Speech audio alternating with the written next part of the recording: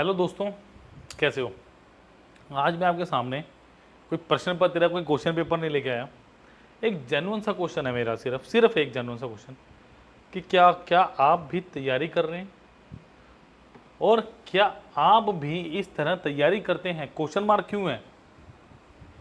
क्योंकि यहाँ पे कुछ ऐसे क्वेश्चंस हैं, कुछ ऐसे मुद्दे हैं जिन्हें आपके समक्ष, आपके सामने मैं रखना चाहूँगा और पूछूंगा आपसे कि क्या ये आप करते नहीं करते हैं। अगर नहीं करते तो गलती करते हैं तो किस तरीके से करते हैं।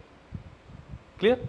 तो इस वीडियो को उस हर बच्चे तक पहुंचाइए जो एसएससी के किसी भी पेपर की तैयारी कर रहे हैं, खासकर उस बच्चे के लिए जो एसएससी सीजीएल 2024 के मेंस के 2023 के मेंस के एग्जाम के लिए लगा हुआ, जो भी हमारा अक्टूबर के एंड में। तो चलिए स्टार्ट करते हैं फिर।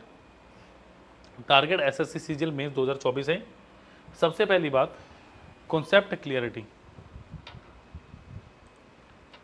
सबसे पहला क्वेश्चन इस वीडियो का ये है कि कॉन्सेप्ट की क्लियरिटी, कि जब आप कॉन्सेप्ट की क्लियरिटी की बात करते हैं तो आपके पास दो मेथड हैं। एक तो आप रेशो मेथड लगाओगे क्वेश्चन को सॉल्व करने के लिए बेसिकली, जब अर्थमेटिक की बात करोगे। दूसरा आप लगाओगे वेरिएबल मेथड। अब होता क्या है, कुछ बच्चे किताबों में से सोल्यूशन देख के ना वेरिएबल मेथड को ज़्यादा पसंद करने लगे आजकल।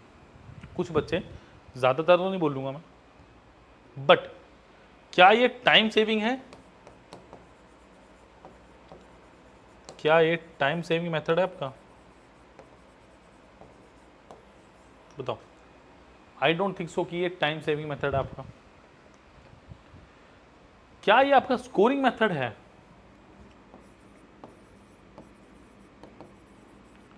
आई डोंट थिंक सो ये स्कोरिंग मेथड है। क्या ये एफिशिएंट है? तो यहां पे भी मैं क्रॉस लगाऊंगा, ये मेथड भी एफिशिएंट नहीं है एज कंपेयर टू मैं रेशो मेथड, जो कि मेरा टाइम सेविंग भी है, नंबर एक टाइम सेविंग भी है, नंबर दो मेरे पास स्कोरिंग भी है।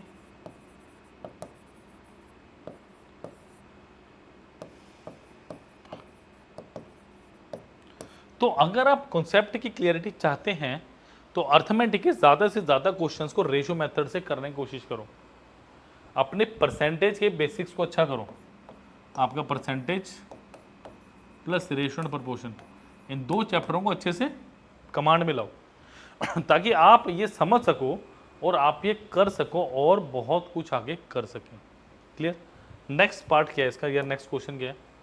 क्वेश्चंस प्रैक्टिस, क्वेश्चन की प्रैक्टिस। क्या आप क्वेश्चन की प्रैक्टिस करते हैं? अगर करते हैं तो कैसे करते हैं? अब क्वेश्चन की प्रैक्टिस भी दो तरीके से हो सकती है। एक रैंडम कहीं से भी आपने क्वेश्चन उठाए और करने स्टार्ट आपने कर दिए। एक होता है आपके पास previous year question.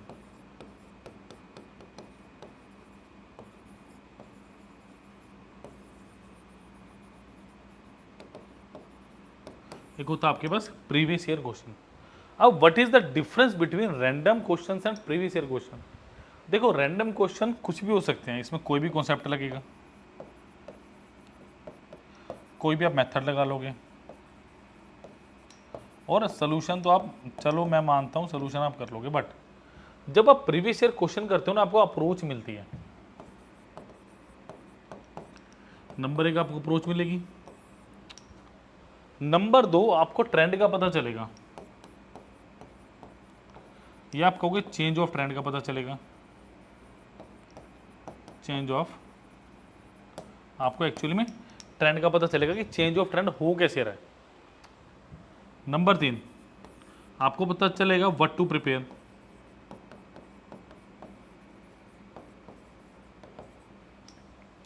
What to prepare. Number चार पे फिर आप अपना से पूछोगे हाउ टू प्रिपेयर, क्योंकि जब आप प्रीवियस ईयर क्वेश्चन करोगे ना, इसका मतलब देखो रैंडम तो कहीं से भी उठा लो, रैंडम क्वेश्चन आप कहीं से भी उठा लो, कोई दिक्कत नहीं है। बट जब आप प्रीवियस ईयर क्वेश्चन प्रैक्टिस करोगे ना, तो उसमें आपको क्या पता चलेगा, उसमें आपको अप्रोच पता चलेगी कि किस तरीके से क्वेश्चन पूछे जा रहे हैं, कि किस तरीके से ट्रेंड चेंज हुआ, पिछले साल कैसे क्वेश्चन आए थे, क्या इस साल भी वही क्वेश्चन आए हैं, अगर आए हैं तो क्या सेम डेटा, अगर सेम डेटा है तो एक्स्ट्रा क्या पूछा हुआ। Number 3, what to prepare. आपको पता चलेगा किसका व्हाट टू प्रिपेयर का मतलब क्या है, आपको इंपॉर्टेंट टॉपिक्स का पता चलेगा।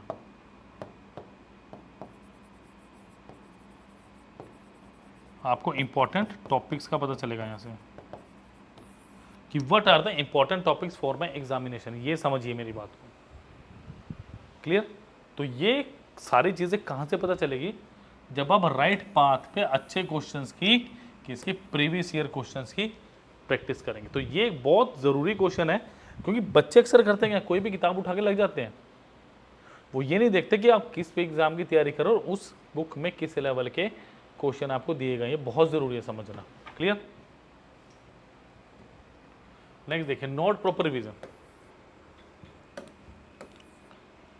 अब रिवीजन क्या होती है आपको पता है, do you know the meaning of revision.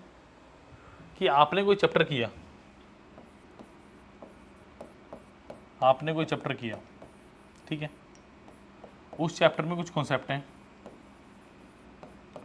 फिर आपने उनको अप्लाई किया कहां पे, क्वेश्चंस के ऊपर, और आपने क्या की, परफेक्शन।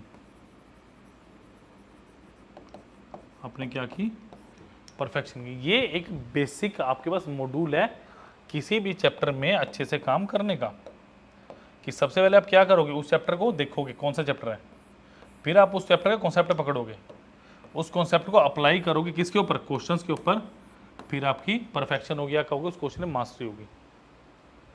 बट रिवीजन करनी किस चीज की है, सबसे सॉलिड मुद्दा तो यही है मेरे पास कि रिवीजन मैं करूंगा, बट कैसे, और रिवीजन अगर करूं तो किस वे में करूं। अगर मैं बात करूं रेगुलर रिवीजन, अब आप कहोगे सर क्या मैं जैसे परसेंटेज कर लिया, बार बार परसेंटेज के क्वेश्चनों कर ही जाऊं, नहीं। जवाब इसका है नहीं। तो कहोगे सही जवाब क्या है, सही जवाब है एमसीक्यू प्रैक्टिस। अब आप कहोगे sir multiple choice question practice से क्या होगा, देखो मल्टीपल चॉइस क्वेश्चन से प्रैक्टिस से क्या होगा, सपोज करो आपने परसेंटेज कर लिया, प्रॉफिट लॉस कर लिया, सिंपल इंटरेस्ट, कंपाउंड इंटरेस्ट, आपने speed time distance time and work के 5-6 चैप्टर कर ली। अब इन 5-6 चैप्टर का एक एमसीक्यू उठाओ, मिल जाएगा। नहीं बना लो अपना क्वेश्चन में, क्या दिक्कत है। नहीं मिले तो कमेंट सेक्शन में लिखना, मैं आपको प्रोवाइड कराऊंगा। क्या करना है आपको, आपको उस पोर्शन का उन 6 चैप्टर के क्वेश्चन करने हैं और टेस्ट के तौर पे दो। ये देखो कितने कॉन्सेप्ट याद हैं, कितने कॉन्सेप्ट नहीं है। अब सपोज करो टाइम एंड वर्क का जब क्वेश्चन निकल गया अच्छे से, इजीली निकल गया विद कॉन्सेप्ट, तो क्यों उसे रिवाइज करना है, सोच के देखिए। तो अननेसेसरी वेस्ट ऑफ टाइम किया ना आपने। सपोज करो आपने स्पीड टाइम डिस्टेंस का कोई क्वेश्चन किया, एवरेज स्पीड का क्वेश्चन किया, वो क्वेश्चन आपको ये पता होना कैसा है, बट एक्चुअली में कॉन्सेप्ट आपको याद नहीं है। तो रट्टा मारने से अच्छा आपको पता चलेगा वहां पे कॉन्सेप्ट भूल चुके हो, या कॉन्सेप्ट में कुछ गड़बड़ी है। That is the basic structure, basic scenario of तैयारी। ये इस तरीके से तैयारी की जाती है बेटा, समझ आ गई बात। नेक्स्ट क्या है मेरे पास, तो याद रखो चैप्टर कॉन्सेप्ट पकड़ोगे, अप्लाई करोगे क्वेश्चन पे, फिर परफेक्शन या आपकी मास्टरी होगी किसी भी चैप्टर की। Having low confidence level. अब देखो एग्जाम में जब भी कोई बच्चा पेपर क्रैक करता है ना, सबसे ज्यादा क्या मैटर करता है आपका, कॉन्फिडेंस लेवल। अब कॉन्फिडेंस लेवल कैसे बूस्टअप करना है वो डिपेंड करता है आप पे। कोई एक रात में तो होगा नहीं कि पेपर के एक दिन पहले कोई मोटिवेशनल वीडियो देख ली, या मुझसे बात कर लिया, किसी अच्छे टीचर से बात कर ली, काम हो गया। वो सिर्फ और सिर्फ जब होगा जब आपकी रेगुलर तैयारी होगी बेटा, रेगुलर प्रैक्टिस होगी, उसके सिवा आप कुछ नहीं कर सकते। ध्यान रखना मेरी बात। जब आपका कॉन्फिडेंस लेवल अच्छा होगा ना, तब ही पेपर देने में मज़ा आएगा। बिकॉज पेपर से पहले सपोज करो पेपर के 2-4 दिन पहले आपने मॉक टेस्ट लगाया, वैसे लगाना नहीं चाहिए। पेपर के 2-4 दिन पहले कि मॉक मत लगाओ, 5 दिन पहले छोड़ दो। आपने लगाया, क्या हुआ उससे, आपके मार्क्स नहीं बने, तैयारी अच्छी नहीं थी, रेगुलर तैयारी करी नहीं, मार्क्स बने नहीं। तो वहाँ पे क्या होगा, एक पेपर को लेकर नेगेटिव सिनेरियो आ जाता है, यार मेरा तो क्वालिफाई हो ही नहीं सकता क्योंकि मॉक टेस्ट में नंबर अच्छे नहीं बने, क्योंकि और रेगुलर बेसिस पे मॉक टेस्ट नहीं लगा रहे हो, आपको आदत नहीं है, ये भी एक रीज़न हो सकता है। तो कई सारे फैक्टर हैं जो आपकी तैयारी को छेड़खानी करते हैं, जो आपको एक अच्छी तैयारी से दूर करते हैं। उसका सबसे बड़ा फैक्टर कॉन्फिडेंस लेवल का। कॉन्फिडेंस लेवल जब अच्छा होगा जब एग्जाम से पहले आपने बीपीडीआई की टेस्ट सीरीज या एक अच्छी टेस्ट सीरीज, आप बीपीडीआई की टेस्ट सीरीज जो विद सोल्यूशन आ रही है, ऐसी एक अच्छी टेस्ट सीरीज लगाई होगी, तो आप कह सकते हो कि मेरा कॉन्फिडेंस लेवल अच्छा और पेपर में नंबर आए हैं। क्लियर? तो अच्छा कॉन्फिडेंस लेवल होना बहुत ज़रूरी है। नेक्स्ट है इरेगुलर स्टडी आवर्स। ये सबसे बड़ी समस्या आज के स्टूडेंट की। इरेगुलर स्टडी आवर्स का मतलब क्या है? What is the mean of irregular study hours? कि आपके पास जो स्टडी के आवर्स हैं आपके फिक्स नहीं है। फिक्स इसका कहने का मतलब ये नहीं कि अगर मैंने बोल दिया 6 घंटे पढ़ना 6 घंटे पढ़ना, नहीं, आपका सिटिंग प्लान ही नहीं है, मतलब आपकी प्रॉपर सिटिंग नहीं है। कभी दिल कर रहा है 2 बजे पढ़ रहे हो, कभी दिल कर रहा है 4 बजे पढ़ रहे हो, नहीं, दिल को बोलो मुझे एक अच्छे समय में पढ़ रहा है, नींद प्रॉपर लो,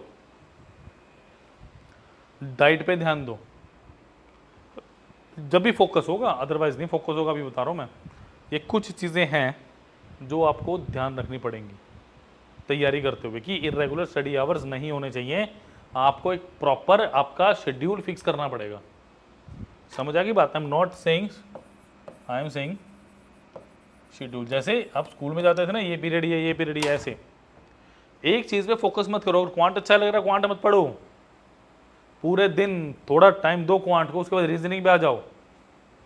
तो ये कुछ चीज़ें हैं जो आपको सुधारनी है। समझ आ गई बात? तो बहुत सारी चीज़ें हैं जो आपको सुधारनी पड़ेगी एग्जाम क्लियर करने के लिए बेटा। अगर ये बात पसंद आए तो लाइक, शेयर और सब्सक्राइब कर दीजिएगा चैनल को, ठीक है। नेक्स्ट मेरे पास क्या है, इग्नोरिंग मॉक टेस्ट सेक्शनल और फुल लेंथ। अब अभी थोड़ी देर पहले मैंने बात की थी एमसीक्यूज की थी ना। अब मेरे पास क्या है, अब आपने क्या किया, आपने सारी चीज़ें तो कर ली बट आपने मॉक टेस्ट को इग्नोर कर दिया। मतलब क्या हुआ इस चीज़ का? मतलब ये हुआ कि आपने मॉक टेस्ट नहीं लगाया ढंग से। मॉक टेस्ट आपकी तैयारी का सबसे मेन फैक्टर साबित होता है, अगर आपको पता हो तो। मॉक टेस्ट सबसे मेन फैक्टर है आपकी तैयारी का। क्यों? जब आप सेक्शनल लगाओगे ना, आपको पता चलेगा कैसे तैयारी है। सपोज करो सिर्फ क्वांट का लगा दिया, सिर्फ जीके जीएस का लगा दिया, सिर्फ इंग्लिश का, सिर्फ रीजनिंग का, ठीक है। बट जब आप सेक्शनल के साथ फुल लेंथ टेस्ट लगाओगे ना, आपको एक्चुअली पता चलेगा कि आप कहाँ पे स्टैंड करते हो। देखो सेक्शनल में क्या होता है, कई बार किसी बच्चे का क्वांट अच्छा होता है, ऐसा बहुत रेयर है कि चारों सेक्शन आपके बिल्कुल सही तैयार हो।